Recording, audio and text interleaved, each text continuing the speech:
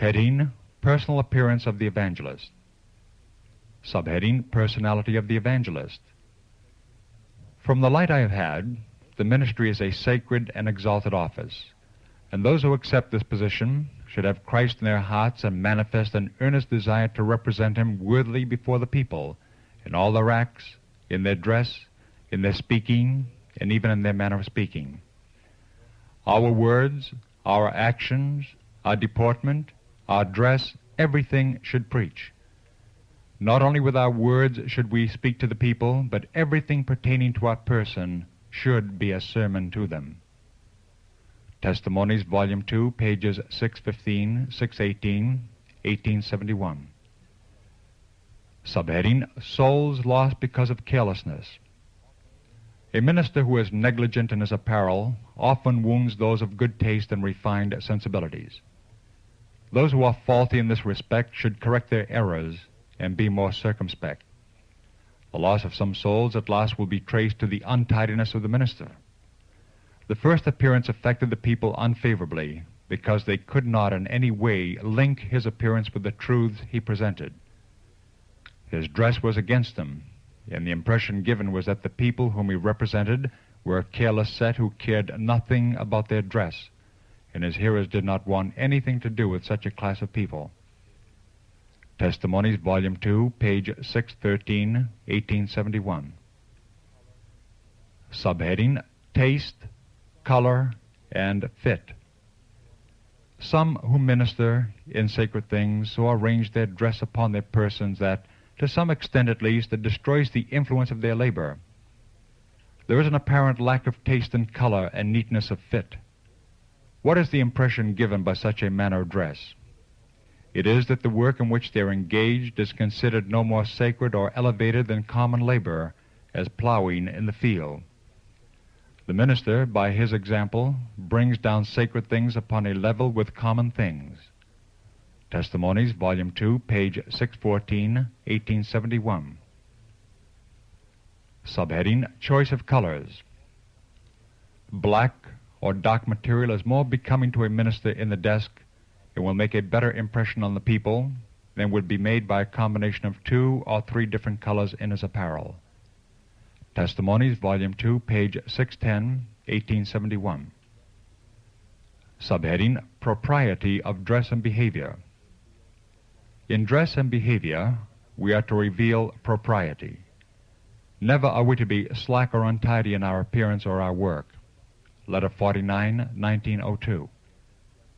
Subheading: Character of the woman worker judged by dress. A person's character is judged by his style of dress. A refined taste, a cultivated mind, will be revealed in the choice of simple and appropriate attire. Chaste simplicity in dress, when united with modesty of demeanor, will go far towards surrounding a young woman with that atmosphere of sacred reserve which will be to her a shield from 1,000 perils. Education, page 248, 1903. Subheading: Unbelievers appreciate simplicity of dress. Many dress like the world in order to have an influence over unbelievers, but here they make a sad mistake. If they would have a true and saving influence, let them live out their profession, show their faith by their righteous works, and make the distinction plain between the Christian and the worldling. The words, the dress, the actions should tell for God. Then a holy influence will be shed upon all around them, and even unbelievers will take knowledge of them that they have been with Jesus. If any wish to have their influence tell in favor of truth, let them live out their profession and thus imitate the humble pattern.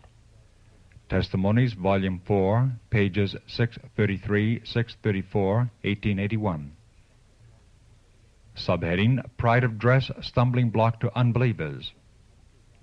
Many a soul who was convinced of the truth is often led to decide upon it by the pride and love of the world displayed by our sisters.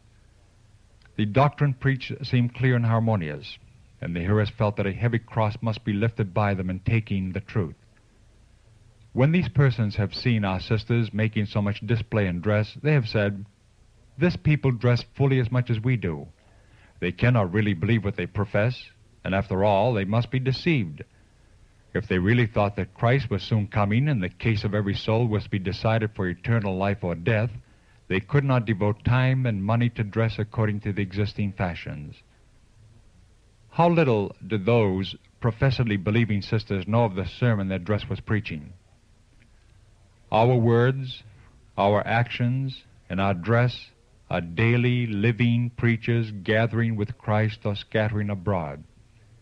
This is no trivial matter to be passed off with a jest. The subject of dress demands serious reflection and much prayer.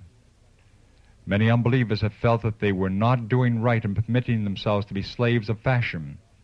But when they see some who make a high profession of godliness dressing as worldlings dress, enjoying frivolous society, they decide there can be no wrong in such a course.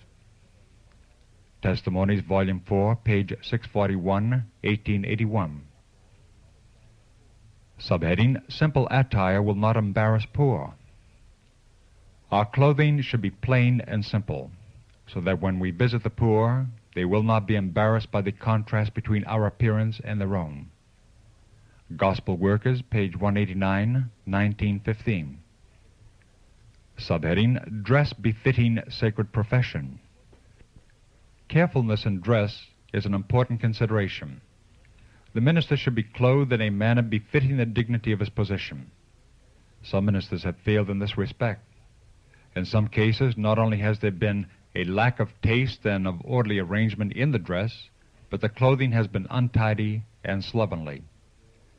The God of heaven, whose arm moves the world, who gives us life and sustains us in health, is honored or dishonored by the apparel of those who officiate in his honor. Gospel Workers, page 173, 1915.